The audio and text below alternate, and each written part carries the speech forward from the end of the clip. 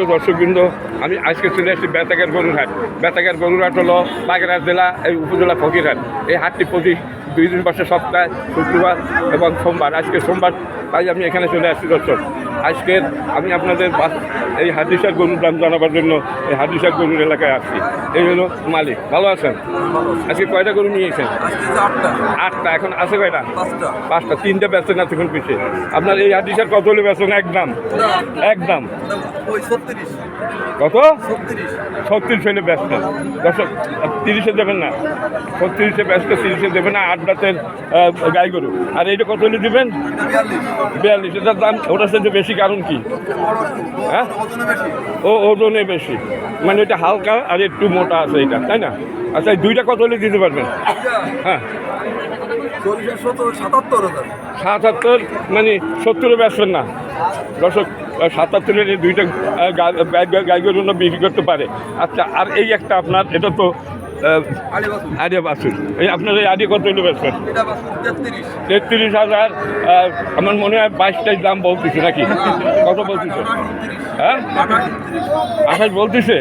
এত দাম বলে কি করে? কে বলছে? কে মানে এখনো বেচেন না? সঠিক বাজার দাম আছে 22 দাম আছে দর্শক। 22 দাম আছে। লোভ দিয়ে আনবেন কেন? যেটা সঠিক বাজার দাম। লোভ দিয়ে আইসা একবার আসবে, দ্বিতীয়বার লাথি মারবে, মানে মুখের পায়ে। 22 হলে ব্যস্ত দর্শক। আর এই জোড়া 70 দেবে না? দেবেন না? 70 দেবেন? আপনি কি করেন? উনি কি করেন? নেসছে কেনা? কথাটা শুনছেন? মালিক হইলো এই, আর উনি ব্যস্ত, মানে কত বড় মাতুব্বর বলছেন কিছু। হ্যাঁ, মালিক উনি, আর আপনি 70 বেচতেছেন। উনি 70 বেচবে না। আর আপনি, উনি বলছে 22, আপনি কত হলে বেচছেন? 77। এইটা 30 বেচেন। আর দুইটা কই? আরো দুইটা আছে না? আচ্ছা, আপনার আরো দুইটা আছে। এই একটা, এটা কি গাই? আরিয়া বাছুর। এটা কত? 28। এই 28 আর এই 28, 56 আসছে।